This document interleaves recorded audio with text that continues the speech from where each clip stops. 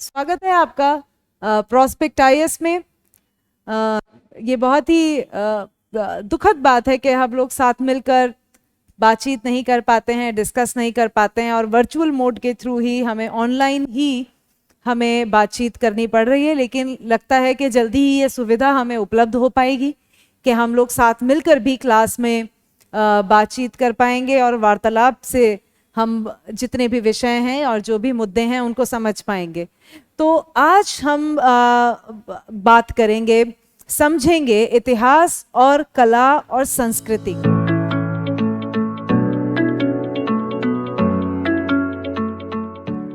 वैसे तो कला और संस्कृति एक अलग ही विषय धारा है उसकी, लेकिन जो अप्रोच है, जो एक नज़रिया रहता है, किस प्रकार से तैयारी करनी चाहिए, इतिहास का अर्थ क्या है, इतिहास का मायने जब हम सिविल सेवा के परिप्रेक्ष्य में उसको देखते हैं तो उस प्रकार से हम किस तरह इतिहास को समझ सकते हैं, और कला और संस्कृति के लिए भी हमारा नज़रिया क्या होना चाहिए।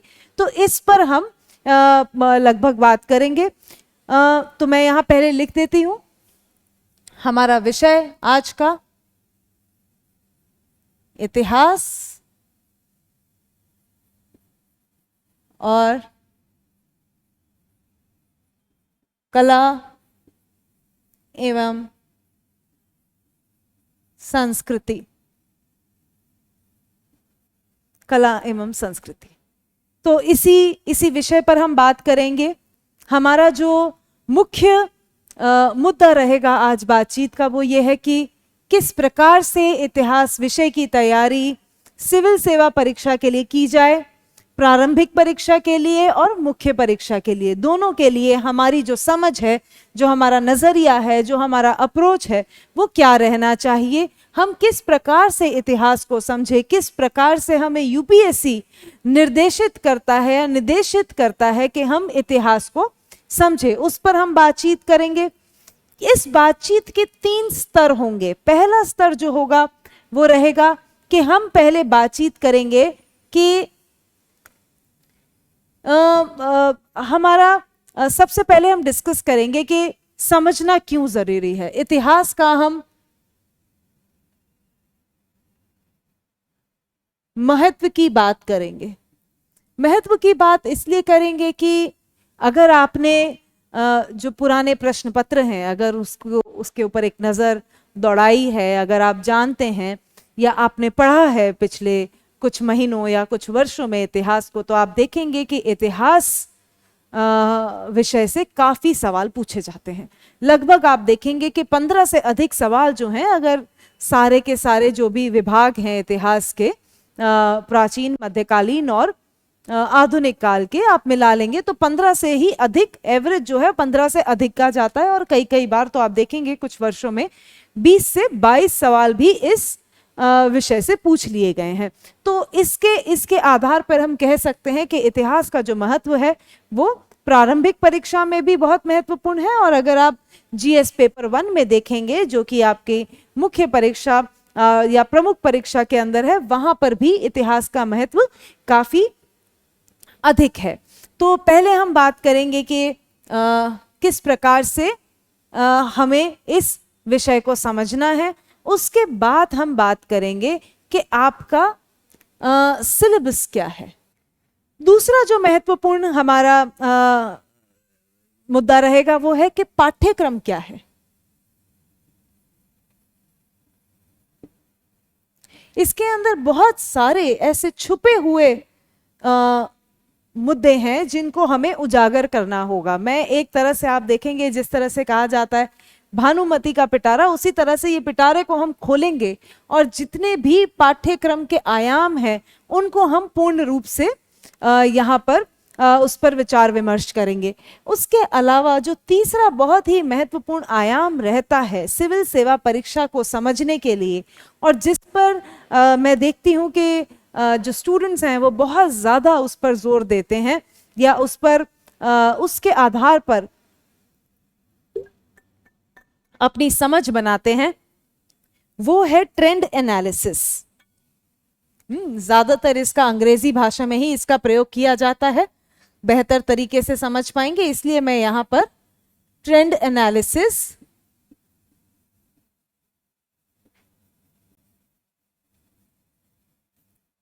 लिख देती हूं। तो ये तीन हमारे स्तर हैं, इन तीन स्तरों के आधार पर हम इतिहास को समझेंगे। महत्व आप जानते ही हैं, महत्व ज्यादा और खुलकर उस पर हम बातचीत करेंगे जब हम यहाँ पर ट्रेंड को समझेंगे कि किस प्रकार से सिलेबस और जो पाठ्यक्रम है और जो ट्रेंड है उसमें किस तरह से हमें किस प्रकार से हमें अपनी समझ बनानी है। क्योंकि अगर आप देखेंगे महत्व बहुत अधिक है, इसलिए बहुत जरूरी है कि आपकी क्षमता ज्यादा से ज्यादा रहे, ज्यादा से ज्यादा उत्तर करने के लिए आप तैयार रहें। उस उत्तर करने की तैयारी के लिए जरूरी है कि आपकी समझ बहुत अच्छी होनी चाहिए। वो समझ जो है वो किस आधार पर बेहतर बनेगी, उसके लिए जरूरी है कि आप पहले पाठ्यक्रम को समझें। सिविल सेवा आयोग जो है वो आपसे क्या चाहता है इस बात को समझें। और उन्होंने बहुत ही स्पष्ट तरीके से, जो नोटिफिकेशन आता है उसमें बहुत ही स्पष्ट तरीके से आपको कुछ चीजें जो हैं वो निर्देशित कर दी हैं। लेकिन बस उसमें एक मुश्किल जो ये रहती है कि उसको किस प्रकार से आप खोलेंगे, किस प्रकार से आप उसको समझेंगे। तो हमारा जो यहाँ पर कार्य रहता है वो इतना ही रहता है कि हम आपको समझाएं कि ये पाठ्यक्रम है क्या। पाठ्यक्रम पर बात करेंगे। ये जो तीसरा वाला पॉइंट, तीसरे जो स्तर की बातचीत हम यहाँ पे करेंगे, ये बहुत ही महत्वपूर्ण है और इसके लिए मैं आपको कुछ सुझाव भी अपनी तरफ से दूंगी। बाकी आप खुद भी उसको और तरह से समझ पाएंगे जब हम ट्रेंड को एनालिसिस करेंगे और देखेंगे कि किस तरह से क्या होता है। अच्छा, तो ट्रेंड एनालिसिस क्यों एक गंभीर मुद्दा है? वो इसलिए है क्योंकि जो ट्रेंड है, ट्रेंड एनालिसिस का मतलब है कि किस वर्ष कितने सवाल पूछे गए और उस आधार पर एक निर्धारण करना कि भाई अगली जो परीक्षा होगी या आने वाले वर्षों के अंदर जो परीक्षा होगी उसके अंदर किस प्रकार के सवाल पूछे जाएंगे। ठीक है, लेकिन ये जो है ये एक बड़ी असमंजस में डालने वाली घड़ी हो जाती है जब आप चाहते हैं कि आप जो सिविल सेवा आयोग है उनकी जो मनोदशा है उसको समझ लें अपने ट्रेंड के आधार पर और उसके आधार पर जो अगली परीक्षा है उसका निर्धारण कर लें। तो ये एक बड़ा ही कठिन सवाल है जिससे आज हम बहुत ही आसान उसको तरीके से समझेंगे कि किस तरह से ये एक जो असमंजस है इसको आप सुलझा सकते हैं। ठीक है, तो पहला पड़ाव जो हम महत्व की तो हम बात करते ही रहेंगे लगातार। तो मैं पाठ्यक्रम पर आती हूं और देखते हैं कि हमें सिविल सेवा आयोग क्या निर्देशित करता है। सिविल सेवा आयोग के आधार पर इतिहास का पाठ्यक्रम क्या है। अगर आप देखेंगे तो इसमें दो शब्दों का या इसमें लिखा है भारत का इतिहास,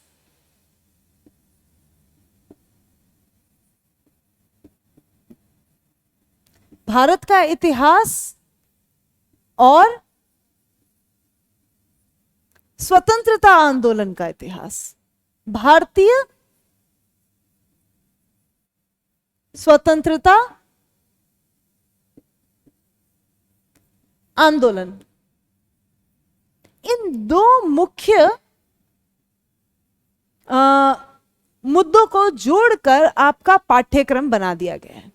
अब इसके अंदर भारत के इतिहास का क्या अर्थ है और क्या भारतीय स्वतंत्र आंदोलन जो है वो क्या भारत के इतिहास का हिस्सा नहीं है, इसको अलग क्यों लिखा गया है और हमें किस प्रकार से पाठ्यक्रम को समझना है। तो अगर आप इस पर ध्यान से हम बात करें तो अगर आपने इतिहास की थोड़ी सी भी समझ अगर आप रखते हैं तो आप जानते होंगे इतिहास को तीन मुख्य भागों में विभाजित किया जाता है। मैं उन तीन भागों को यहां पर विभाजित कर लिख देती हूं। पहला है प्राचीन काल, फिर उसके बाद है मध्यकालीन भारत और उसके बाद है आधुनिक।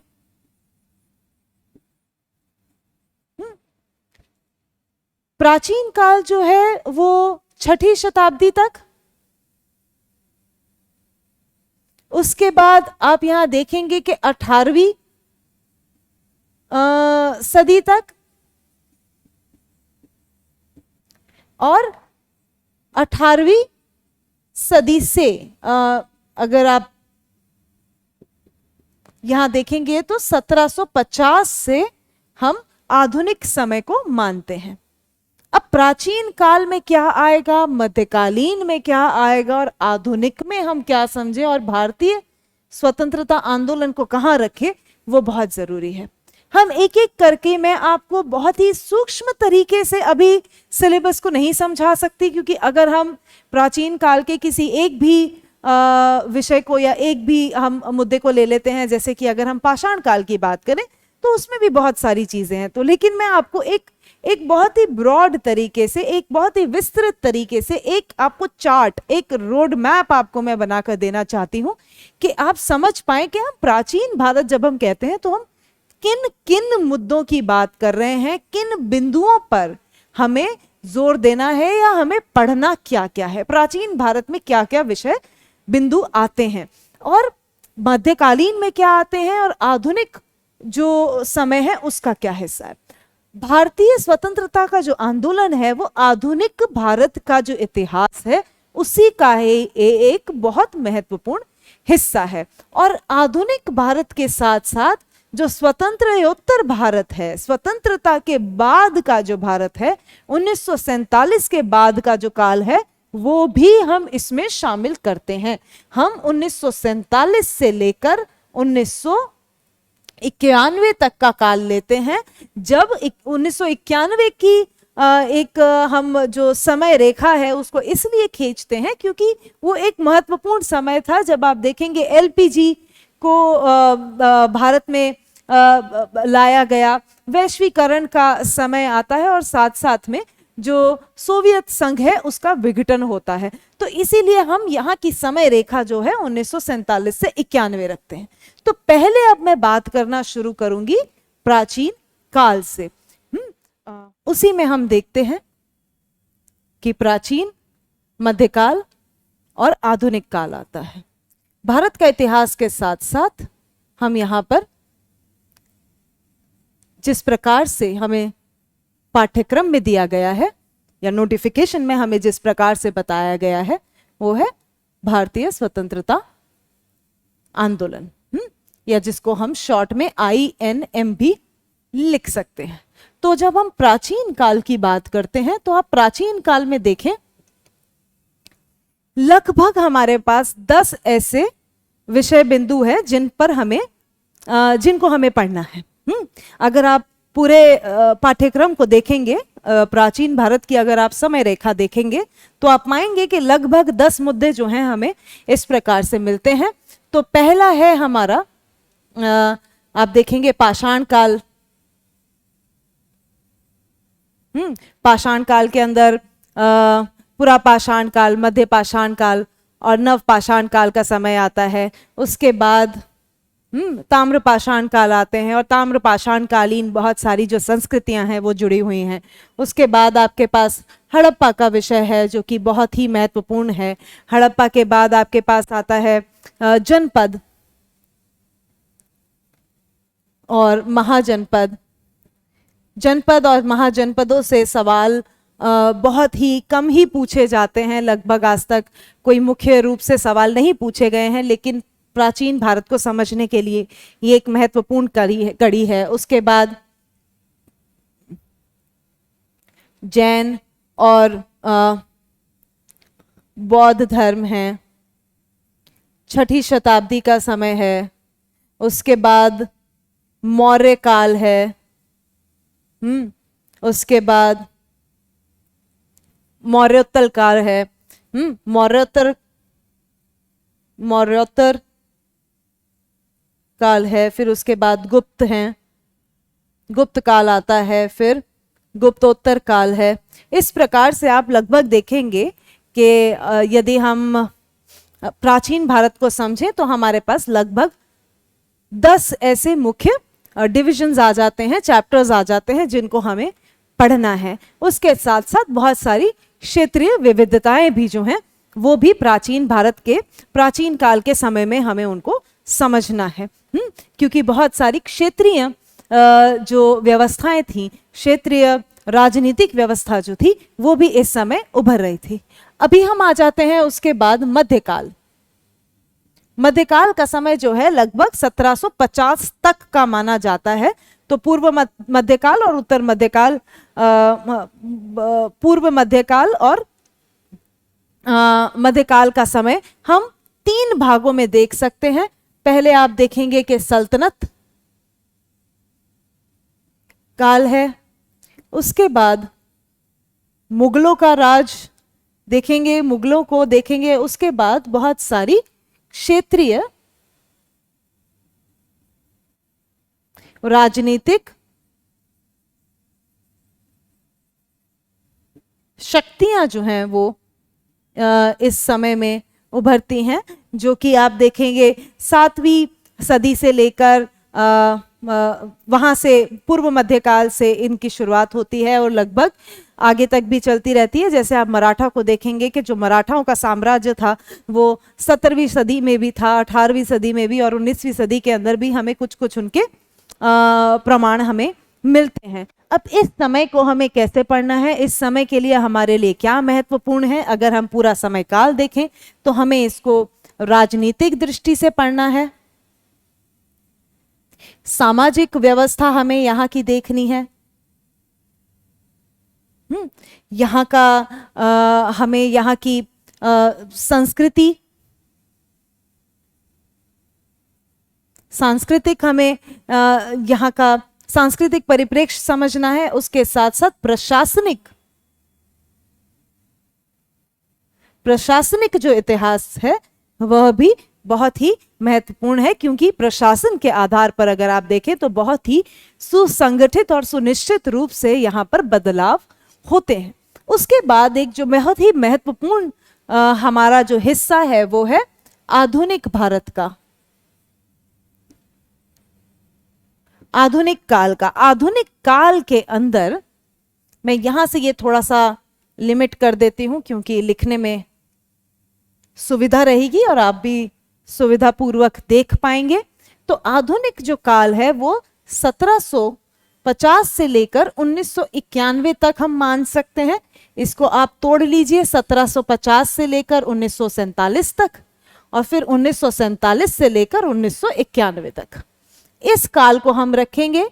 तो ये जो भारतीय स्वतंत्रता आंदोलन का जो समय है वो इसी काल के अंदर आ जाता है। तो हम इसको अगर आप देखें तो इसको भी हम 1750 से लेकर 1947 के काल को भी 2 भागों में विभाजित कर लेंगे। तो 1750 से लेकर 1857 का जो समय है वो जो ब्रिटिश राज की संरचना थी या ब्रिटिश राज की जो व्यवस्था थी भारतीय पृष्ठभूमि पर, उसका काल है। ब्रिटिश व्यवस्था के संगठन का काल है। 1857 से लेकर 1947 का जो काल है वो आपका भारतीय स्वतंत्रता आंदोलन का काल है। ये बहुत ही महत्वपूर्ण समय है, इसलिए ही इसको भारतीय इतिहास के साथ जोड़कर दिया गया है। तो आप देख सकते हैं कि यहाँ पर इसको मुख्य रूप से विशेष एक महत्व देने की कोशिश की गई है। उसके बाद 1947 से लेकर 1991 का काल है। ये काल भी बहुत ज्यादा महत्वपूर्ण है। जैसे कि मैंने आपको कहा, बहुत सारी जो चीजें हैं, बहुत सारे जो इसका जो संदर्भ है इतिहास के पाठ्यक्रम का, वो बहुत सारे उन संदर्भों के बारे में आपको यूपीएससी खुलकर नहीं बताता है, जिसको मैंने यहाँ पर आपके समक्ष खोलकर रख दिया है। अब इसके अंदर आप देखेंगे कि आधुनिक काल को, अगर मैं यहाँ पर, मेरा ये सुझाव रहता है कि अगर जब आप आधुनिक काल पढ़ते हैं तो आप 1750 से लेके 1951 तक के काल को पूर्ण रूप से पढ़िए। उसके 2 मुख्य कारण हैं। पहला कारण तो यह है कि 1750 से लेके 1947 का समय जो है वो तो आपको पढ़ना ही है, वो तो निर्देशित है। लेकिन उसके साथ साथ स्वतंत्रता के बाद का जो समय है वो महत्वपूर्ण है। क्यों? क्योंकि हम यहाँ पर इंटीग्रेटेड अप्रोच, एकीकृत जो परिप्रेक्ष्य है उसके आधार पर हम इतिहास को पढ़ते हैं। हम केवल और केवल जो हमारी प्री की परीक्षा है या जो हमारी प्राथमिक परीक्षा, प्रारंभिक परीक्षा है, उसी का अध्ययन नहीं कर रहे हैं। हम जो समझ बना रहे हैं, जो एक समझ डेवलप करने की कोशिश कर रहे हैं, वो है पूरे एग्जाम की, पूरी परीक्षा को हम साथ में लेकर चल रहे हैं। क्योंकि ये संभव ही नहीं है कि यदि आप केवल और केवल प्रारंभिक की तैयारी करें और उसके बाद जितना वक्त, बहुत ही कम वक्त बच जाता है प्रारंभिक के बाद मूल परीक्षा पे या जो प्रधान परीक्षा है वहां जाने के लिए, और फिर उसकी तैयारी करें। तो इसलिए ये बहुत जरूरी है कि आप एकीकृत जो अप्रोच है उसको लेकर चलें। इसके लिए जरूरी है कि आप जो स्वतंत्रोत्तर युग का जो भारत है उसके बारे में भी साथ साथ में समझ बना लें। पहला तो कारण यह है। दूसरा कारण यह है कि 1947 से लेके 1991 का जो काल है वो केवल और केवल इतिहास की दृष्टि से ही महत्वपूर्ण नहीं है। इसका महत्व जो है वो इतिहास की दृष्टि से भी बहुत आगे बढ़कर है। अच्छा, अब वो कैसे है? आप देखेंगे इस समय में बहुत सारे आर्थिक बदलाव हुए। आर्थिक बदलावों का मतलब है जैसे कि जो पंचवर्षीय आर्थिक योजनाएं चलाई गई, उसके बाद बहुत सारे जो विभाग थे उनकी संरचना होती है, राज्यों का विभाजन होता है, भाषा की दृष्टि से नए राज्यों की रेखाएं खींची जाती हैं। उसके साथ साथ बहुत सारे आप देखेंगे कि आंदोलनों का भी समय था, बहुत सारे छात्र आंदोलन होते हैं इस वक्त। इसके साथ साथ पर्यावरण की दृष्टि से ये बहुत महत्वपूर्ण है, भूगोल की दृष्टि से महत्वपूर्ण है। तो आप देखेंगे कि बहुत सारे आयाम जो हैं वो 1947 से 91 के समय में जुड़कर बनते हैं। तो वो आपके इतिहास से तो जुड़े हुए हैं ही हैं, लेकिन जो आपके दूसरे भी विषय हैं उनके साथ भी उनका संबंध है, उनके साथ भी उनका सामंजस्य बना रहता है, और आपके जो करंट अफेयर्स हैं वो भी बहुत महत्वपूर्ण है। तो एक तो ये हो गया, ये आपके सामने मैंने एक इनको खोल कर रख दिया है, जो आपका एक विस्तृत सिलेबस है जिसको यूपीएससी केवल इन शब्दों के अंदर ढालकर आपको समझाने की कोशिश करता है। ठीक है, इसके अलावा जो मैं आपको एक महत्वपूर्ण बिंदु यहाँ पर जो स्ट्रेस करना चाहूंगी वो ये है कि आप साथ साथ में जो समसामयिक जो घटनाएं हैं उनको भी साथ लेकर चलें। समसामयिक घटनाओं को साथ लेकर चलने का अर्थ है कि यदि आप आधुनिक भारत, प्राचीन भारत या मध्यकालीन भारत, इनमें से किसी भी विषय बिंदु को पढ़ रहे हैं, किसी भी चैप्टर को पढ़ रहे हैं, तो इसके लिए आप क्या करें, उससे जुड़ी हुई अगर जो आपका समाचार पत्र है उसमें जुड़ी हुई कोई भी अगर जानकारी आती है, कोई भी ऐसे बदलाव होते हैं जिसके अंदर जो इतिहास है उस पर प्रकाश डलता है, उनको साथ में लिखिए आप, या फिर चिट्स बनाइए जिससे कि आप उन किताबों के अंदर जो आप किताब पढ़ रहे हैं उसी के साथ उसको जोड़ दिया गया कि जितनी भी बार आप उसकी पुनरावृत्ति करेंगे तो आप उससे गुजरेंगे और वो तथ्य आपको याद होते चलेंगे। तो ये तो सिलेबस है ही, लेकिन इसके साथ साथ समसामयिकी भी बहुत महत्वपूर्ण है, क्योंकि अगर आप समाचार पत्र पढ़ते हैं लगातार तो आप देखेंगे कि इतिहास जो है वो किसी ना किसी दृष्टि से समाचार पत्रों में कहीं ना कहीं बना ही रहता है। ठीक है, तो ये बहुत जरूरी है उस आधार पर।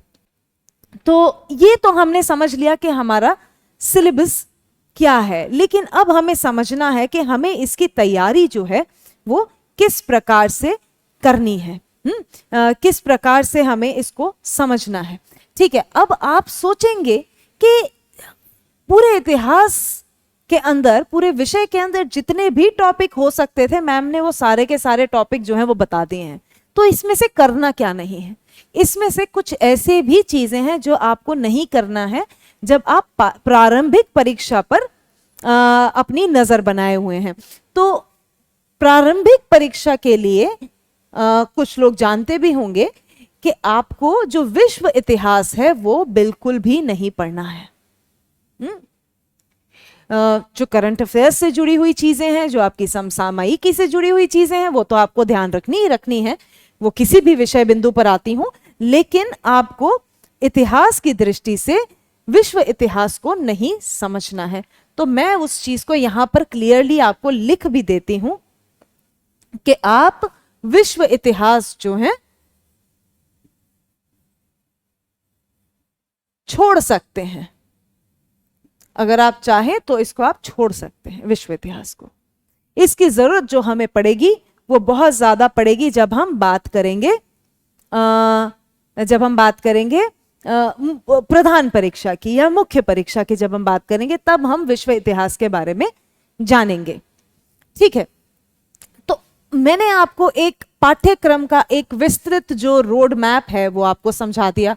अब हम बात करते हैं जो हमारा दूसरा चरण है इतिहास की तैयारी को लेकर, वो है ट्रेंड एनालिसिस। हम ट्रेंड को कैसे समझते हैं, ट्रेंड को समझकर हम उसमें से किस प्रकार से अपने लिए कुछ निचोड़ निकालते हैं और उसको किस प्रकार से हम अपनी तैयारी में उसकी हिस्सेदारी सुनिश्चित कर सकते हैं।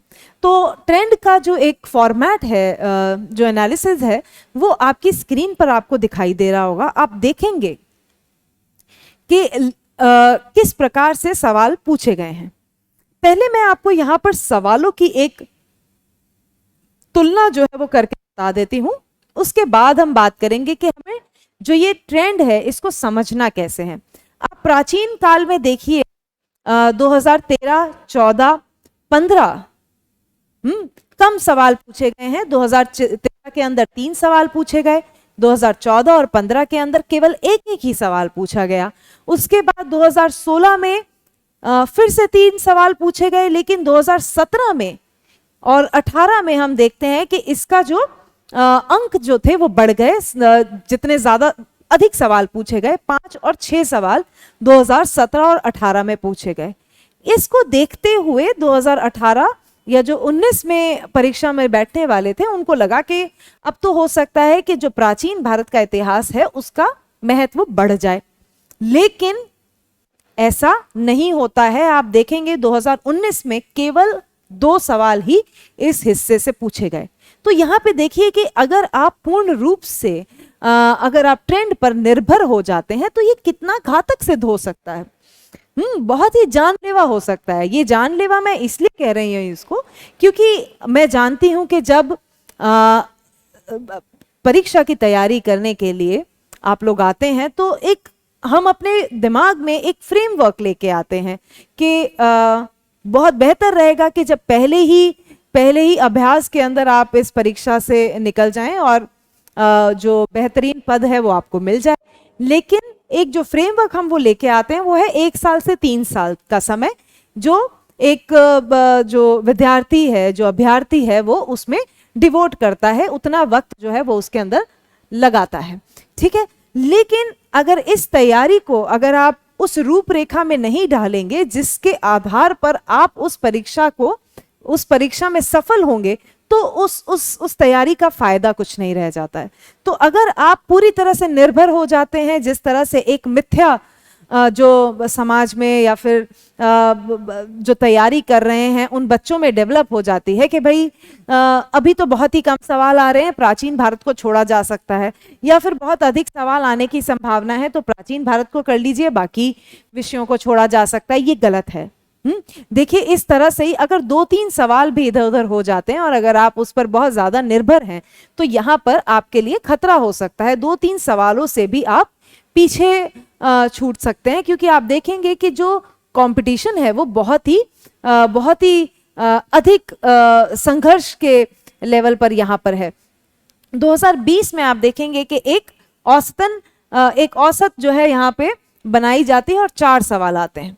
उसके बाद मध्यकालीन भारत के अंदर भी इस तरह का हमें एक बदलाव दिखता है जो कि पिछले 3-4 दशकों के अंदर नहीं हुआ था। मध्यकालीन भारत के लिए एक धारणा बनाई जा चुकी है कि भाई मध्यकालीन भारत से सवाल नहीं आते। मध्यकालीन भारत को तैयार करने का अर्थ है कि आप इस विषय को छोड़ दें, या फिर केवल और केवल सिर्फ आधुनिक भारत को पढ़ें, उसके अंदर भी आप स्वतंत्र आंदोलन के बारे में पढ़ लें और उसके अलावा आपको पढ़ने की अधिक जरूरत नहीं है। तो ये जो धारणा है, मैं यहाँ पर इस धारणा को यहाँ पर इस पर सवाल करती हूँ कि ये गलत है। क्योंकि आप देखें 2013 के अंदर मध्यकालीन भारत से एक भी सवाल नहीं आया। 2014 और 15 में 3-3 सवाल मध्यकालीन भारत से पूछे गए और उसके बाद 2016 में ये सवाल बढ़कर 4 नंबर पे पहुंच जाता है। तो इस समय आप देखेंगे कि 3-4 सवाल पूछे जा रहे हैं। लेकिन यहां पर सिविल सेवा जो आयोग है ये आपको फिर से यहां पर एक सरप्राइज देता है। सरप्राइज ये देता है कि आगे के जो वर्ष हैं 2017 और 18 इस वक्त हम देखते हैं कि केवल और केवल एक एक ही सवाल यहां पर पूछे जाने लगे।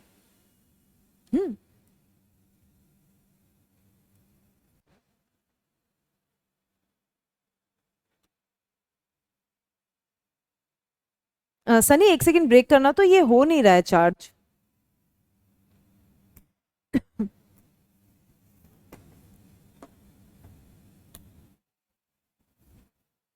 अब हुआ, वो वाला चल नहीं रहा है। मैं कह रही ब्रेक था यहाँ पे, ये चल नहीं रहा था ये प्लग। हाँ ये बंद होने वाला था, तो तुम नोट कर लो यहाँ पे। मुझे लगा ये ऑफ हो जाएगा इसलिए। ठीक है, तो आप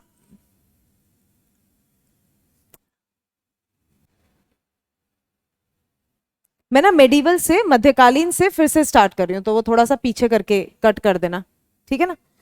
तो उसके बाद मध्यकालीन भारत में आप देखेंगे कि 2013 में कोई भी सवाल नहीं आता।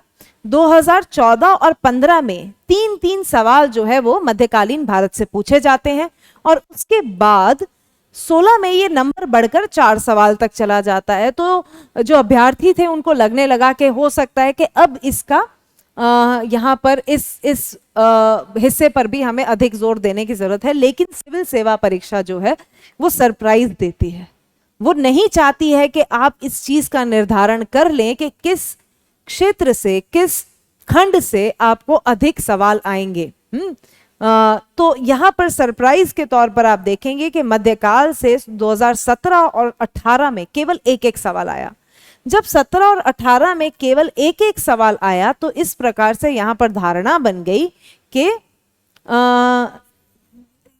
मध्यकालीन भारत से अब सवाल नहीं आते हैं, तो प्राचीन और मध्यकालीन भारत पर कम जोर दिया जाए और आधुनिक भारत को ही पूरी तरह से तैयार किया जाए। लेकिन यहां पे मैं आपको बता दूं, तो फिर 19 के अंदर जो अभी तक कभी भी नहीं हुआ था, इतने सवाल कभी भी नहीं पूछे गए थे मध्यकालीन भारत से, पहली बार 5 सवाल यहां से पूछ लिए जाते हैं।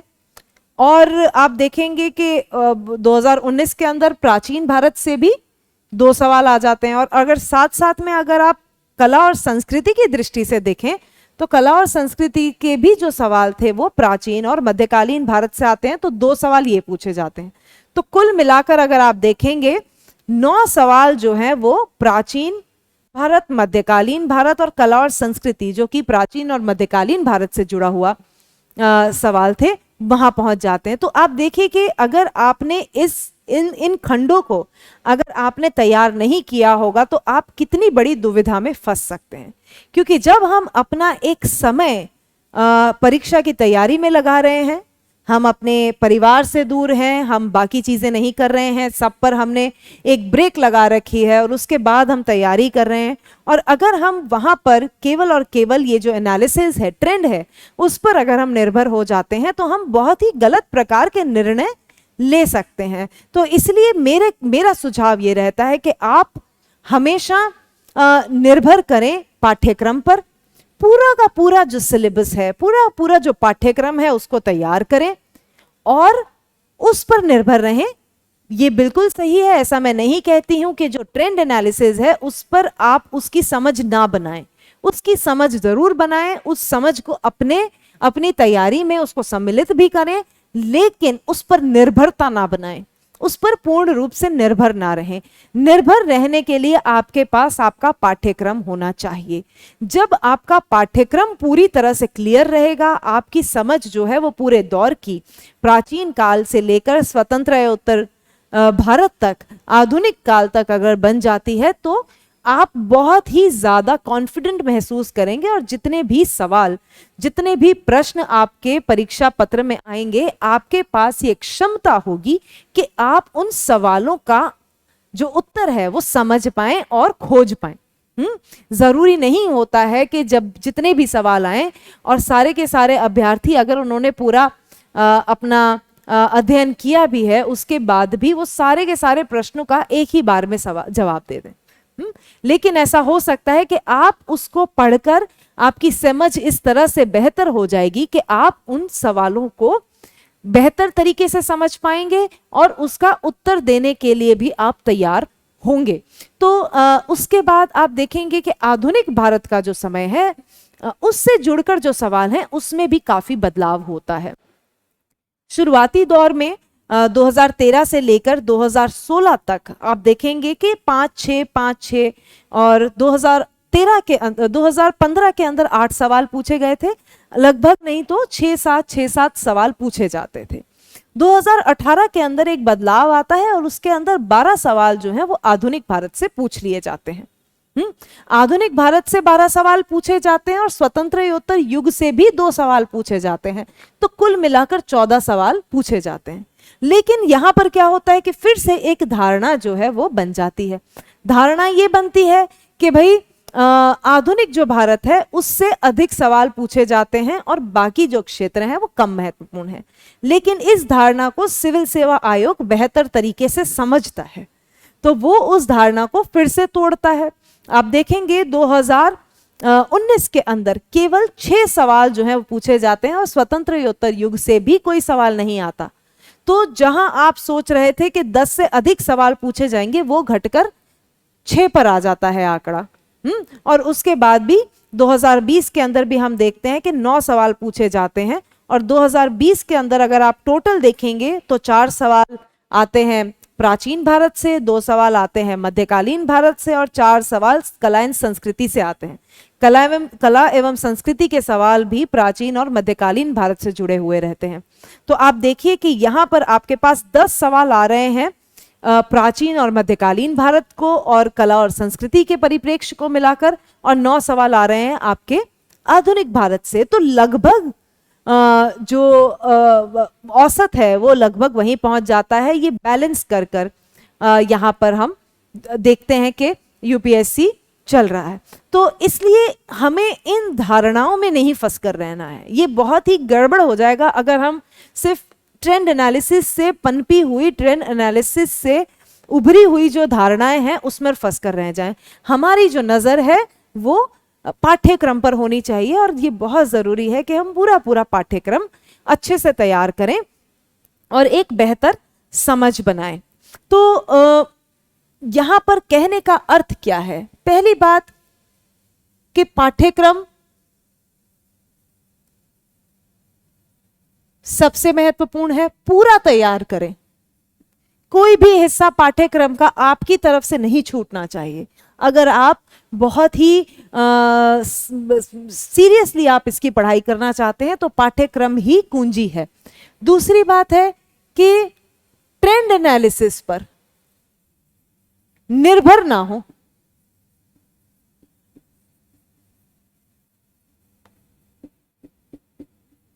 जो ट्रेंड एनालिसिस किया जाता है उस पर अपनी निर्भरता नहीं बनानी है, क्योंकि सिविल सेवा आयोग ये नहीं बताता है कि प्राचीन भारत से कितने सवाल आएंगे, मध्यकालीन से कितने आएंगे, आधुनिक से कितने आएंगे।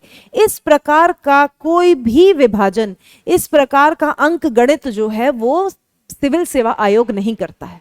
वो आपको केवल और केवल स्पष्ट शब्दों में कहता है भारत का इतिहास और भारतीय स्वतंत्रता आंदोलन का इतिहास। ये लोगों की, ये अभ्यर्थियों और विद्यार्थियों की बनाई हुई धारणा है जिससे हमें बाहर निकलकर एक बेहतर तरीके से तैयारी करनी है। तो इसीलिए मैंने आपके सामने एक जो चार्ट है वो रख दिया कि किस प्रकार से बदलाव आए हैं। तो हमें यहां निर्भरता नहीं बनानी है, समझ जरूर यहां से हमें बनानी है लेकिन निर्भरता हमें यहां से नहीं बनानी है। उसके साथ साथ हम देखते हैं कि हमें किस प्रकार से यहां पर पढ़ना है,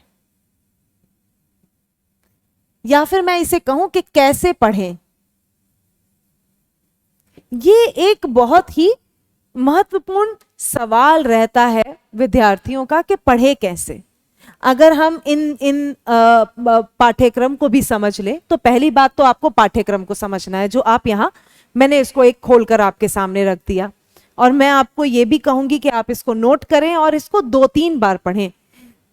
बार बार पढ़ने से एक बेहतर समझ बनती है। आप ज्यादा एक बेहतर समझ जो है आप समझ पाएंगे कि आप ज्यादा बेहतर तरीके से इतिहास के विषय को आप समझ पा रहे हैं जब लगातार आप उसके पाठ्यक्रम को देखेंगे।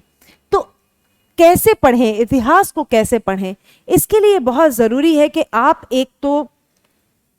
एक नजरिया बनाएं इतिहास को पढ़ने का। जब मैं यहां नजरिए की बात करती हूं तो वो नजरिया क्या है? और आज के समय में जो अभी जिस प्रकार का हम ट्रेंड देख रहे हैं या जिस प्रकार का दृष्टिकोण हम यूपीएससी का देख रहे हैं, वो बहुत जरूरी है कि हम इसके बारे में समझें। तो यहां पर आपको पढ़ना है जो सामाजिक परिप्रेक्ष्य है या जो सामाजिक आयाम है। कोई भी मुद्दा हो, कोई भी विषय हो, किसी भी खंड का हो, वो प्राचीन भारत के खंड से हो, मध्यकालीन से हो या आधुनिक काल से हो, इन 4 आयामों को आपको ध्यान में रखना है एक पूरी समझ, एक बेहतर समझ बनाने के लिए। तो एक हो गया आपका सामाजिक, दूसरा हो गया आपका राजनीतिक, तीसरा हो गया यहां पर आपका आर्थिक, और चौथा जो है कला एवं संस्कृति की दृष्टि से। अब यहां पर आपको लग रहा होगा कि जो कला एवं संस्कृति है ये बड़ा ही महत्वपूर्ण बनता चला जा रहा है। ये बिल्कुल स्पष्ट बात है। इस तरह की समझ जो है वो हमें ट्रेंड एनालिसिस से पता चलता है इसके बारे में कि कला और संस्कृति को लगातार बहुत ही अधिक महत्व दिया गया है। लेकिन इसका अर्थ ये बिल्कुल भी किसी प्रकार से नहीं होता कि जो सामाजिक परिप्रेक्ष्य है उसका महत्व कम है, राजनीतिक का कम है, आर्थिक का कम है। ये भी एक धारणा बनाई जाती है कि भाई राजनीतिक जो इतिहास है वहां से सवाल नहीं पूछे जाते हैं। ये धारणा भी अपने आप में गलत है। अगर आप 2020 का प्रश्न पत्र देखेंगे उसके अंदर क्षेत्रीय जो शक्तियां थी, क्षेत्रीय जो राज्य व्यवस्था थी, उनसे एक सवाल पूछा गया। इस प्रकार का सवाल पिछले 3-4 दशकों में कभी भी नहीं पूछा गया। तो एक राजनीतिक, पूर्ण रूप से राजनीतिक इतिहास से भी सवाल पूछा जाता है। तो आपको किसी भी आयाम को नहीं छोड़ना है। तो अब आप पूछेंगे कि भाई कला एवं संस्कृति को कैसे तैयार करें, यहां हम कैसे अपना जो नजरिया है बेहतर करें या अपनी समझ बेहतर बनाएं, या किस प्रकार से इस क्षेत्र पर हम अधिक फोकस करें।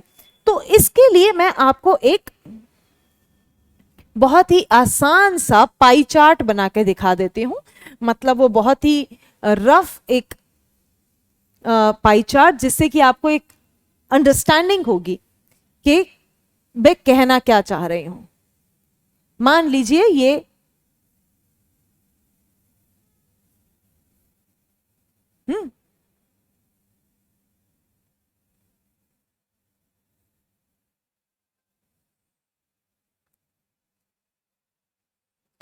ये आपका है आर्थिक आयाम, सामाजिक, राजनीतिक, और ये है आपका कला एवं संस्कृति। आपको आर्थिक आयाम पढ़ना है, सामाजिक भी पढ़ना है, राजनीतिक भी पढ़ना है, लेकिन कला एवं संस्कृति को थोड़ा सा अधिक महत्व देना है। इसका मतलब ये नहीं है कि केवल और केवल कला एवं संस्कृति पढ़ना है। इसका अर्थ ये है कि औसतन आप आर्थिक भी पढ़ेंगे, सामाजिक भी पढ़ेंगे, राजनीतिक भी पढ़ेंगे, लेकिन औसत से थोड़ा सा अधिक आप महत्व देंगे कला एवं संस्कृति को। ठीक है, औसत से अधिक थोड़ा महत्व आप कला एवं संस्कृति को देंगे। अब आप कहेंगे कि कला एवं संस्कृति को किस प्रकार से पढ़ा जाए, इस विषय को किस प्रकार से पढ़ें, और इसके अंदर क्या क्या ऐसे विषय बिंदु आते हैं जिन पर हमें अपना ध्यान केंद्रित करना होगा। ठीक है, तो ये जो कला एवं संस्कृति है इसके 5 मुख्य आयाम मैं आपको गिनवा देती हूं। अगर आप देखें तो यहां पर धार्मिक जो अनुष्ठान है या जो धर्म के इर्द गिर्द जो संस्कृति है उसको आप समझेंगे। साहित्य बहुत इंपॉर्टेंट है, साहित्य का महत्व आप जानते ही हैं। साहित्य जो है वो देशज भाषाओं का हो सकता है, वो संस्कृत का साहित्य हो सकता है, वो समय विषय के विशिष्ट जो साहित्य होगा उस पर आप लोक साहित्य हो सकता है, ये साहित्य होगा। उसके बाद आप विज्ञान को भी रखेंगे कला एवं संस्कृति में। शिक्षा जो है, शिक्षा भी कला एवं संस्कृति का ही हिस्सा है। उसके साथ साथ बहुत सारी लोक विधाएं भी हैं। लोक विधाएं होती हैं जैसे कि नृत्य वगैरह है, नृत्य के साथ साथ और साथ साथ में यहाँ पे है हमारा कला। कला को मैं यहाँ बता देती हूँ आपको। लोक विधाओं में है कि बहुत सारे ऐसे त्योहार मनाए जाते हैं, बहुत सारे ऐसे बहुत सारी मिथ्याएं जो हैं हमारे समाज में विद्यमान है, जिसके इर्द गिर्द बहुत सारी संस्कृतियां पनपती हैं, तो वो लोक विधाओं के अंदर आएगा। अब जो कला है, कला के अंदर आपका क्या क्या आता है? कला के अंदर आपका आ जाएगा स्थापत्य, है ना, यहाँ पर नृत्य, यहाँ पर नाट्य या नाटक ये आ गया। इसके साथ साथ आपका चित्रकला, ये सारे आयाम जो है ये आपके, आप समझ रहे हैं। मैं यहाँ पर ऐसे लिखने जाएंगे तो हम और भी बहुत सारे आयाम हैं जिनको हम लिख सकते हैं। इस प्रकार से ये मुख्य रूप से आप समझ सकते हैं। इस प्रकार से आप कला और संस्कृति को समझेंगे। ये पूरा करने का अर्थ क्या है? ये पूरा जो यहाँ पर एक चार्ट सा बनाया गया है, इसका अर्थ क्या है? इसका उद्देश्य क्या है? इसका उद्देश्य है कि आपको एक संपूर्ण समझ जो है उसका विकास हो। अगर किसी भी विषय को आप पढ़ रहे हैं और उसकी पूरी समझ अगर आपने नहीं डेवलप की है, अगर आपको पूरी समझ आपने नहीं बनाई है, तो वो ज्ञान फिर अधूरा है। आपने ये कहावत सुनी होगी, अधजल गगरी छलकत जाए। अधूरा ज्ञान जो होता है वो और भी ज्यादा खतरनाक होता है, और हमारे लिए इसलिए और भी ज्यादा खतरनाक होगा क्योंकि हम पूरा का पूरा एक साल, पूरे साल की तैयारी हम इस परीक्षा में लगाते हैं। उस पूरे साल में आप बहुत काम कर सकते हैं। जैसे कि मैं हमेशा अभ्यर्थियों को ये कहती हूं कि अगर आप पूरा एक वर्ष इस तैयारी को दे रहे हैं तो उस तैयारी को एक बहुत बेहतर तरीके से करिए। बेहतर तरीके से करने का मतलब है कि एक समझ बनाइए विषय के लिए। बहुत ज्यादा भागने की जरूरत नहीं है, ऐसा पॉसिबल ही नहीं है, ये हो ही नहीं सकता है कि एक कोई मनुष्य कुछ ही महीनों के अंदर पूरा का पूरा जितना ज्ञान भंडार है वो अपने मस्तिष्क के अंदर भर ले। ये हो नहीं सकता है। धीरे धीरे लगातार कदम से कदम चलाकर आप जब बढ़ेंगे, एक एक कदम आप लीजिए और धीरे धीरे आप वो ज्ञान जो है वो अर्जित करिए, एक समझ बनाइए।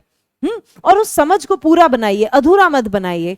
ऐसा नहीं कि केवल राजनीतिक परिप्रेक्ष्य से आपने अगर इतिहास पढ़ लिया तो आपको लगे कि नहीं अब तो मेरा इतिहास की समझ बेहतर हो गई है। आपको पूर्ण रूप से इतिहास को समझना है तो राजनीतिक, आर्थिक, सामाजिक और कला और संस्कृति के परिप्रेक्ष्य से आपको इतिहास को पढ़ना है। बाकी जो परिप्रेक्ष्य है, बाकी आयामों को आप औसतन तरह से पढ़ सकते हैं और कला और संस्कृति को औसत से थोड़ा सा अधिक महत्व देकर आपको समझना है। तो ये मेरा मुख्य आपसे निवेदन है। ठीक है, इसके बाद जो अगला प्रश्न आता है वो है कि कहां से पढ़ें।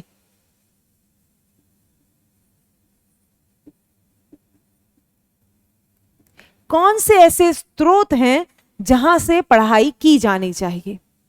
देखिए, ये यहां पर जो मैं आपको कह रही हूं ये दोनों प्रकार के अभ्यर्थियों के लिए है जिनको सामाजिक विज्ञान की कुछ समझ है, थोड़ी बहुत समझ है, या उन्होंने पढ़ा है अपने पिछले वर्षों में, गत वर्षों में, या उन अभ्यर्थियों को जिनको इस विषय की समझ नहीं भी है या जिन्होंने उतना विस्तार से इन विषयों को नहीं पढ़ा है।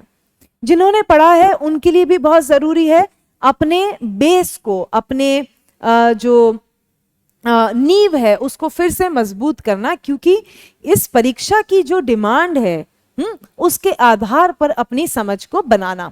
तो यहाँ पर हमारा प्रोस्पेक्ट आईएएस का यही एक उद्देश्य रहता है, यही एक समझ रहती है कि जो बेसिक किताबें हैं, जो मूल किताबें हैं, उनसे आपको अपनी नजर नहीं हटानी है।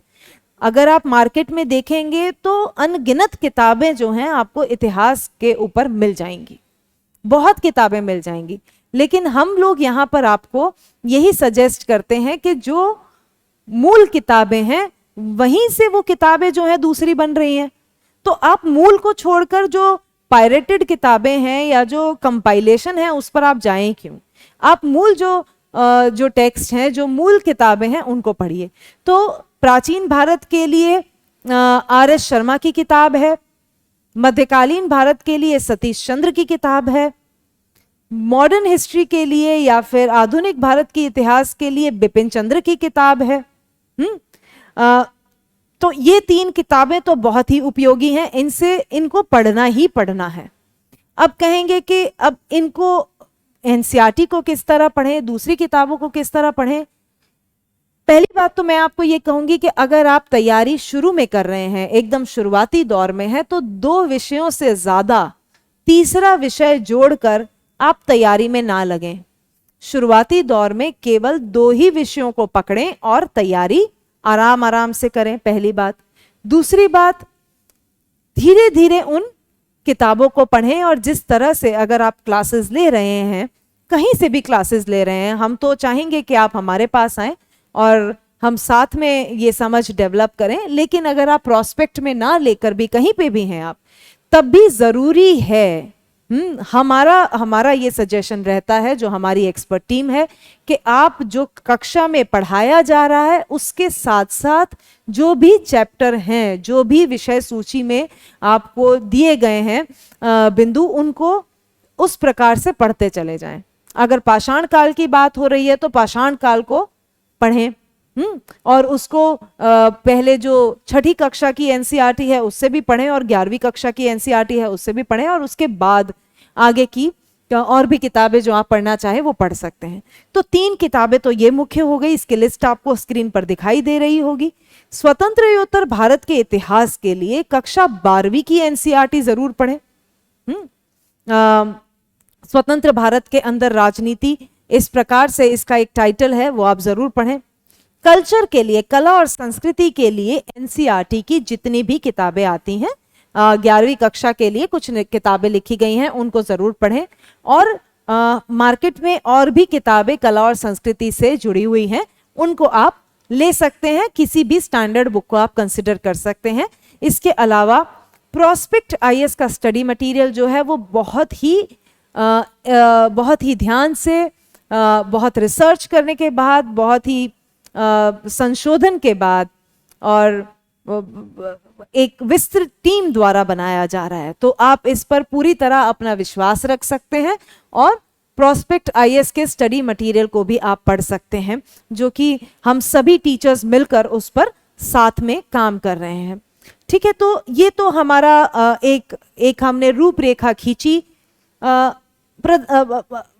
प्रारंभिक परीक्षा की। ठीक है, अब यहां से जो हमारा दूसरा चरण आता है वो है प्रधान परीक्षा का। हम मूल परीक्षा, मुख्य परीक्षा और प्रधान परीक्षा या फिर प्रधान परीक्षा की तरफ अब हम बढ़ते हैं, और हम देखते हैं कि इतिहास का महत्व जो है वो प्रधान परीक्षा में किस प्रकार से होता है। यहां पर भी जिस प्रकार से हमने प्रारंभिक परीक्षा को देखा, उसी प्रकार का हम एक जो रास्ता है वो तय करेंगे। पहले हम यहाँ के पाठ्यक्रम को समझेंगे कि सिविल सेवा आयोग हमसे क्या कहता है, उनको हम उसकी एक रूपरेखा खींचेंगे कि जो उन्होंने नहीं भी कहा है, उन्होंने बहुत ही संक्षिप्त तरीके से वो हमें पाठ्यक्रम बताते हैं, तो उसका अर्थ क्या है, उसके अंदर जितने भी छुपे हुए आयाम हैं उनको खोलेंगे। उसके बाद फिर से हम एक ट्रेंड का एनालिसिस करेंगे और देखेंगे कि किस प्रकार से हमें ट्रेंड का प्रयोग करना चाहिए और कहाँ कहाँ सावधानियां बरतनी चाहिए। और उसके बाद जो तीसरा महत्वपूर्ण आता है कि स्रोत क्या रहेंगे। तो मैं शुरू करती हूं जो हमारा जीएस पेपर 1 है उससे।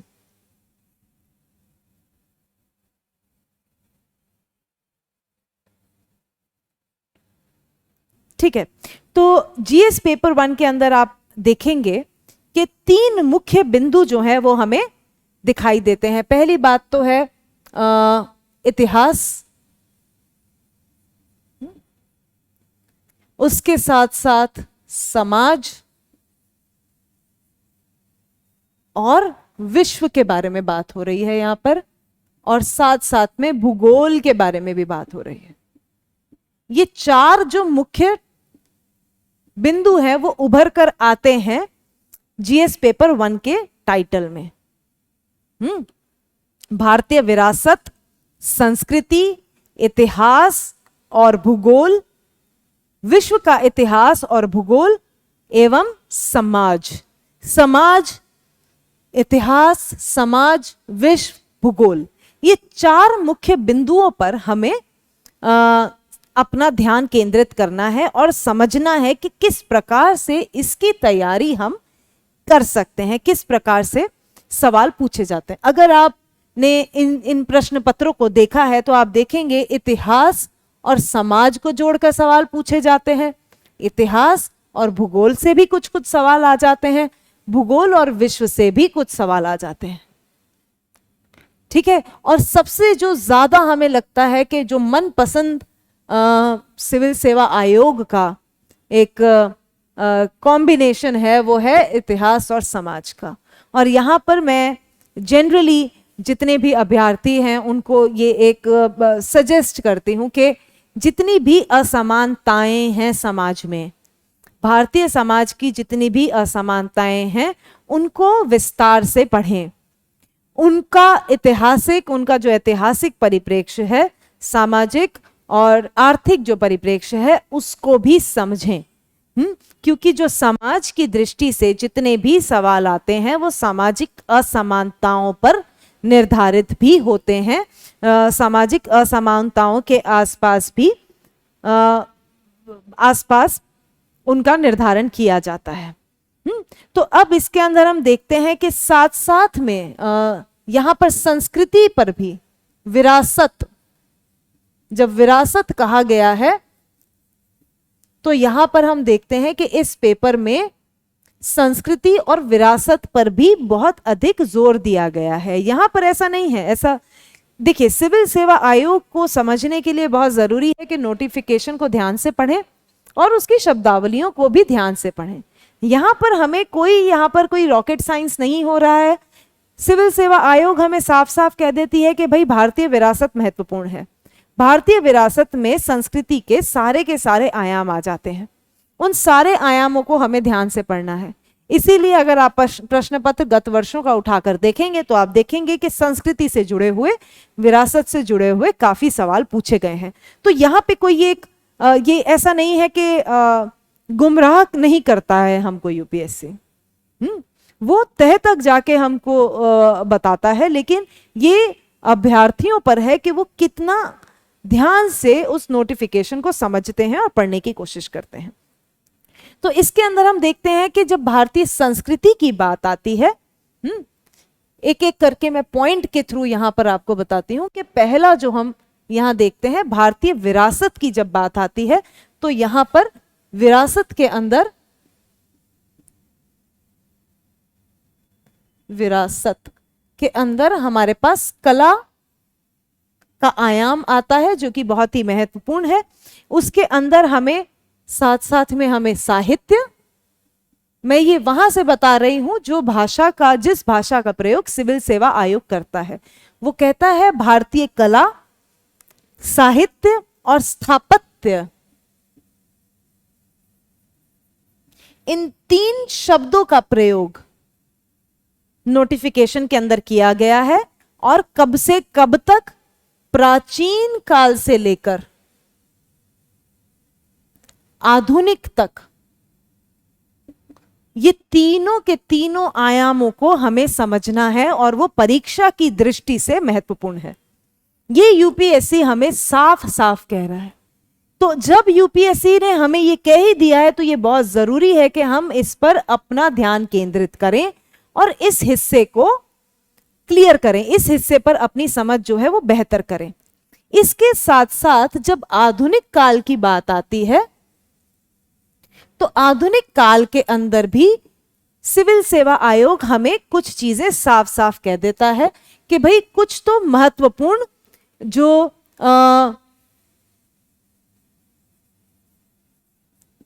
महत्वपूर्ण घटनाएं हमें ध्यान रखनी है। कुछ मुख्य जितनी भी पर्सनालिटीज थी उस समय की, जितने भी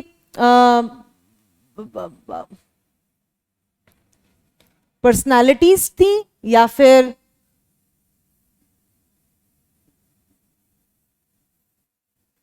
मुख्य लोग जिन्होंने योगदान दिया, और उनका योगदान स्वतंत्रता आंदोलन के अंदर उनका पूरा योगदान हमें देखना होगा। और उसके साथ साथ जो स्वतंत्रता का आंदोलन है, स्वतंत्रता आंदोलन जो है उसके सारे के सारे आयाम और सारे के सारे जो चरण हैं उनको हमें समझना है, इस पर हमें अपनी समझ बेहतर बनानी है। तो इसके बारे में जीएस पेपर हमें इन विषयों पर अपना ध्यान केंद्रित करने के लिए निर्देशित करता है। ये सारे के सारे जो बिंदु हैं वो इतिहास की दृष्टि से बहुत ही ज्यादा महत्वपूर्ण हैं। तो जब हम विरासत की बात करते हैं तो विरासत में क्या क्या आएगा? विरासत में हम क्या क्या देखते हैं? विरासत के अंदर हम देखते हैं कि भाई जितना भी पूरा कला है, साहित्य, स्थापत्य कला के अंदर भी हम चित्रकला देखते हैं, स्थापत्य कला भी अलग अलग समय की जो स्थापत्य कला है, और नृत्य है, जितनी भी लोक विधाएं हैं, जिस प्रकार से हमने कला और संस्कृति के बारे में पहले बात की थी, उसी प्रकार से हम पूरा कला और विरासत का जो क्षेत्र है उसको पूरी तरीके से तैयार करेंगे, प्राचीन काल से लेके आधुनिक काल तक। उसके बाद जो स्वतंत्र आंदोलन का चरण है, इसको समझने के लिए भी हम उसी जो खंड में विभाजित हमने किया था उसी प्रकार से खंड का विभाजन जो है हम समझेंगे। विरासत हम समझ चुके हैं। आधुनिक काल के अंदर किन बिंदुओं पर हमें अपनी समझ बनानी है वो हम समझ चुके हैं, लेकिन आधुनिक काल को हम किस प्रकार से पढ़ेंगे? आधुनिक काल का समय जो है, एक मान लीजिए हम 1750 से लेकर 1857, ये वो समय था जब ब्रिटिश राज संगठित हो रहा था, अपनी नींव को पक्की कर रहा था हिंदुस्तान के अंदर। उसके बाद 1857 से लेकर 1947 इसके सारे आयाम और चरण और मुख्य जितनी भी घटनाएं थी और लोगों का जितनी भी मुख्य पर्सनालिटीज का इसमें योगदान रहा उन पर बात करेंगे। और उसके साथ 1947 से लेकर हम 1991 की भी बात करेंगे, ये बहुत ही महत्वपूर्ण है। 1991 का मतलब क्या है? 1991 में हम यहां पर सामाजिक दृष्टि से देखेंगे, यहां पर बहुत सारे भौगोलिक बदलाव भी हो रहे थे, या फिर पर्यावरण से जुड़े हुए बहुत सारी घटनाएं जुड़ी हुई हैं। साथ साथ में यहां पर आर्थिक दृष्टिकोण से भी, आर्थिक और राजनीतिक दृष्टिकोण से भी विश्व में बदलाव लगातार हो रहे थे। क्योंकि अब यहां पर हम प्रधान परीक्षा की बात कर रहे हैं तो हमारे लिए जरूरी है कि हम विश्व के इतिहास को भी ध्यान में रखें, जिस पर हम आगे चलकर बात करेंगे। तो 1947 से 91 का जो समय है वो इस प्रधान परीक्षा के लिए बहुत महत्वपूर्ण हो जाता है, क्योंकि यहां पर पूरे भारत से जुड़कर और विश्व से जुड़कर बहुत सारी प्रमुख घटनाएं जो हैं वो घटती हैं। और एक बहुत ही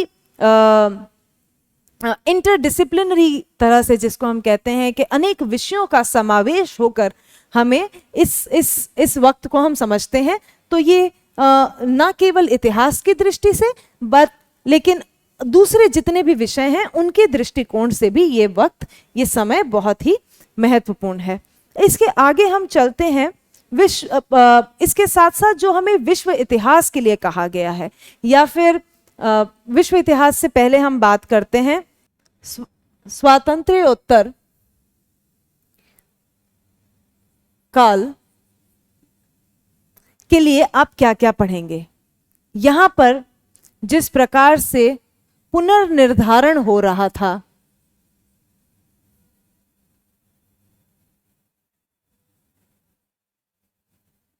निर्धारण जिस प्रकार से किया जा रहा था क्षेत्रों का, भाषा के आधार पर पुनर्गठन जो होता है, उसको समझना बहुत जरूरी है। भारतीय समाज को समझना जरूरी है। भारतीय समाज का मतलब है यहाँ पर जाति से, धर्म से जुड़े हुए जितने भी असमानताएं हैं, जितने भी मुद्दे हैं, उनको समझना बहुत जरूरी है।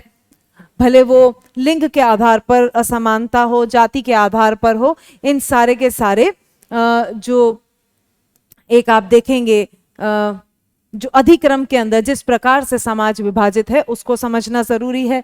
यहाँ पर गरीबी के आधार पर जिस प्रकार से आर्थिक विषमताएं, आर्थिक विषमताओं पर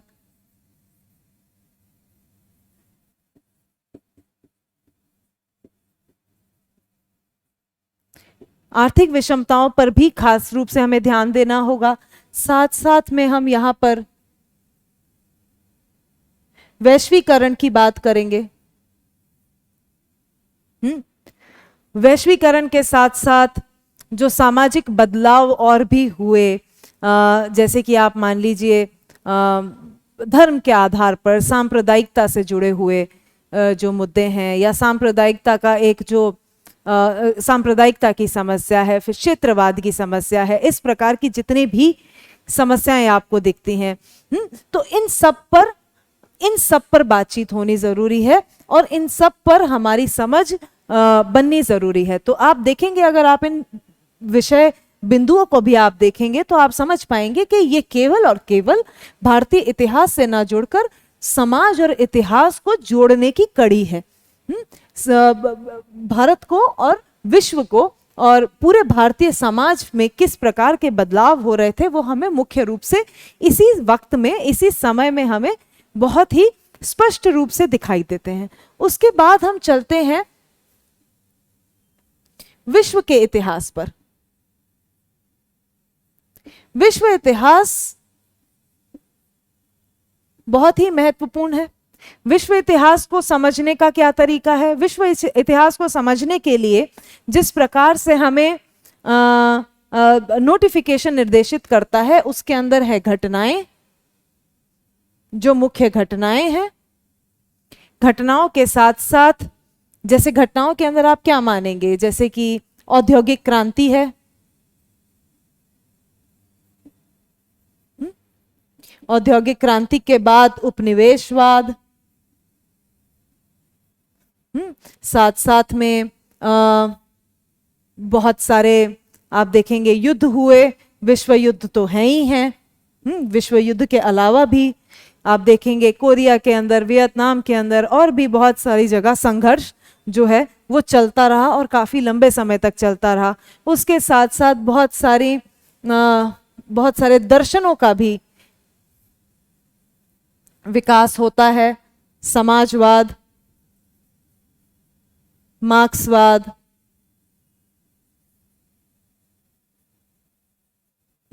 और भी बहुत सारे इस तरह से दर्शन जो हैं इस वक्त में उभर कर आते हैं, जिनको हमें समझना है, जिनके बारे में और उनका समाज पर किस प्रकार का प्रभाव रहा, उसको देखकर हमें समझना है। तो इस जो विश्व इतिहास को हम किस प्रकार से समझ सकते हैं, विश्व इतिहास को जिस प्रकार से हम भारतीय इतिहास का विभाजन करते हैं, क्या हम विश्व इतिहास का भी उसी प्रकार से विभाजन कर सकते हैं?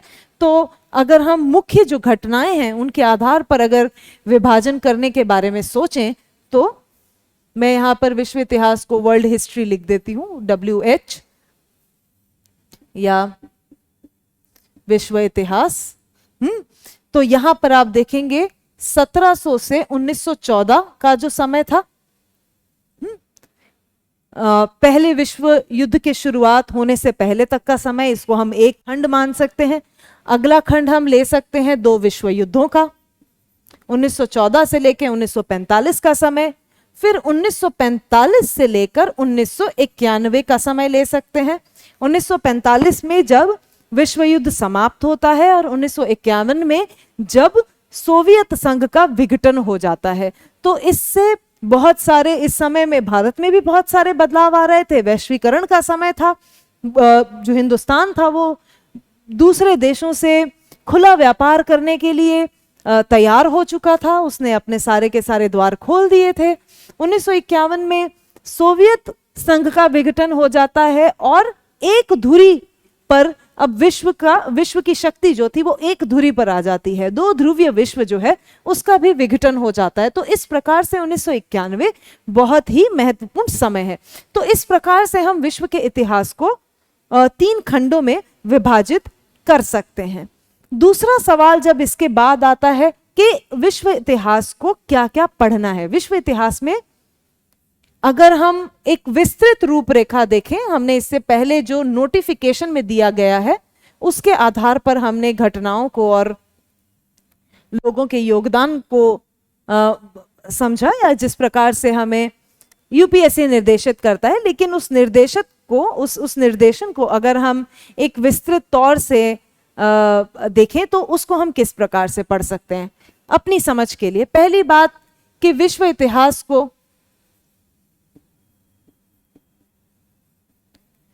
हमेशा पढ़ें आधुनिक भारत के इतिहास के साथ।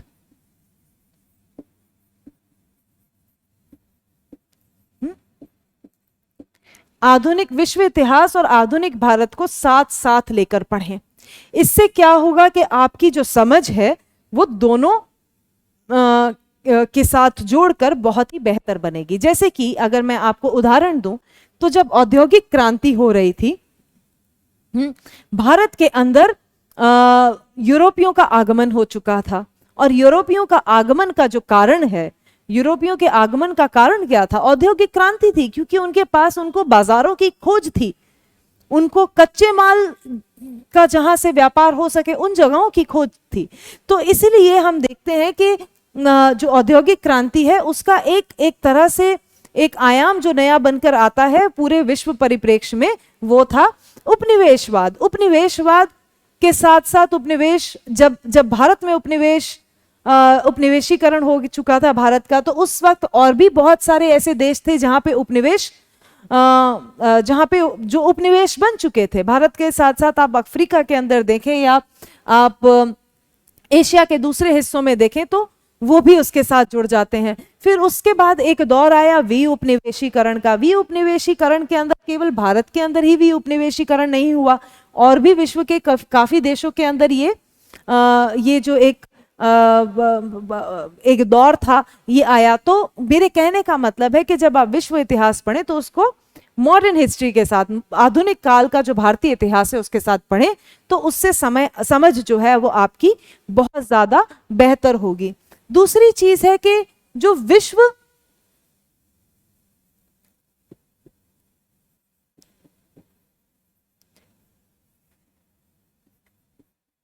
विश्व इतिहास या फिर मुख्य जो घटनाएं हैं,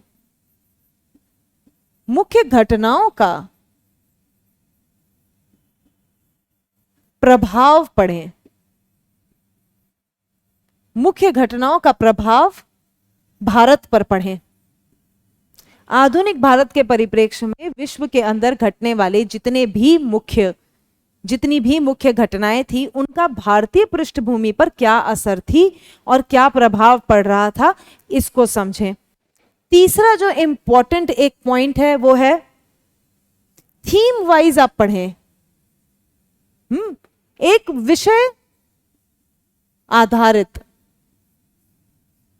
आधारित अपनी समझ बनाएं। विषय आधारित समझ का मतलब है, यदि आप शिक्षा के बारे में पढ़ रहे हैं तो आप शिक्षा के बारे में पढ़िए कि यूरोपियों के आने से पहले किस प्रकार की शिक्षा थी, सल्तनत काल में या उससे पहले किस प्रकार की शिक्षा थी, उसके बाद मुगलों के समय में किस प्रकार की शिक्षा व्यवस्था थी, अंग्रेजों के आने के बाद जो आधुनिक शिक्षा है उसका हिंदुस्तान पर क्या प्रभाव पड़ा, और स्वतंत्र योत्तर युग के अंदर स्वतंत्रता के बाद का जो समय था, उस समय शिक्षा का क्या क्या क्या नए आयाम खोलते हैं। तो ये एक पूरी की पूरी अंडरस्टैंडिंग बनाइए एक पूरे पूरे थीम को लेकर, एक विषय बिंदु पर। अगर आप वी उपनिवेशीकरण पढ़ रहे हैं तो वी उपनिवेशीकरण की शुरुआत कहाँ से होती है, कौन कौन से जो देश हैं वो वी उपनिवेशीकरण का हिस्सा बनते हैं, कहाँ ये जो कहाँ जो ये व्यवस्था थी या जो ये घटना थी वी उपनिवेशीकरण का ये जो पूरा प्रोसेस था,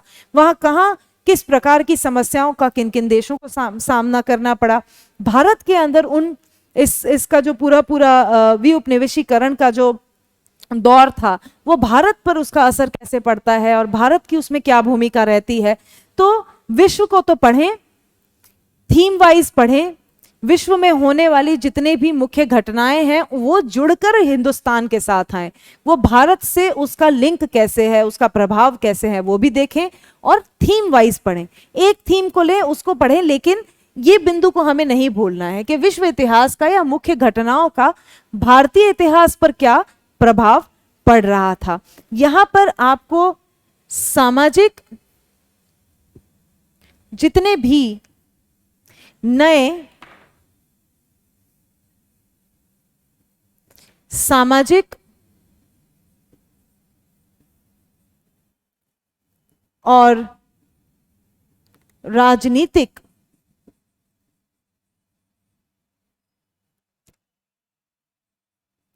जितनी भी नई सामाजिक राजनीतिक विचारधाराएं और दर्शन थे, इस पर भी आपको पढ़ना है। भले वो पूंजीवाद हो, भले वो समाजवाद हो, मार्क्सवाद हो, किस प्रकार से उनका प्रभाव विश्व पर रहता है और भारत पर रहता है, इसको आपको समझना है। इसमें आपको क्या नहीं करना है, वो आपको किसी भी एक देश के इतिहास के बारे में आपको जानने की जरूरत नहीं है। जैसे कि आप इंग्लैंड में होने वाली, ब्रिटेन में होने वाली जितनी भी महत्वपूर्ण घटनाएं हैं, उसका विश्व पर प्रभाव पड़े, उसका भारतीय इतिहास से क्या उसके ताल्लुक हैं या भारतीय इतिहास पर क्या प्रभाव पड़ा, उसको पढ़ें। लेकिन आपको ब्रिटेन के राजनीतिक इतिहास को पढ़ने की जरूरत नहीं है। फ्रांसीसी क्रांति को पढ़ें, लेकिन फ्रांस के अंदर लगातार होने वाले जो बदलाव थे उनको पढ़ने की जरूरत नहीं है। अगर आप रशिया के बारे में, सोवियत संघ के बारे में पढ़ते हैं तो आप रशियन जो क्रांति थी उसके बारे में पढ़ सकते हैं। सोवियत यूनियन के या सोवियत संघ के बनने और विघटन के बारे में आप पढ़ सकते हैं। लेकिन आपको एक किसी देश विशेष के अंदर होने वाली घटनाओं के बारे में ज्ञान लेने की बिल्कुल जरूरत नहीं है, वो आपको बिल्कुल भी पढ़ने की जरूरत नहीं है। आपको उन्हीं घटनाओं पर, उन्हीं मुद्दों पर अपना ध्यान केंद्रित करना है जिसका या तो विश्व के परिप्रेक्ष्य में बहुत महत्वपूर्ण योगदान रहा हो, विश्व पर कुछ प्रभाव रहा हो, या फिर भारतीय जो इतिहास है उस पर उसका कोई मुख्य योगदान या प्रभाव रहा हो। ठीक है, तो यहां पे मुझे लगता है कि यहां पे ये चीज क्लियर हो गई है कि हमें क्या पढ़ना है और कैसे पढ़ना है। इसके बाद जो अगला और आखिरी हमारा पड़ाव आता है वो है कि कहां से पढ़ना है। तो अब आप अपनी स्क्रीन पर देख पाएंगे,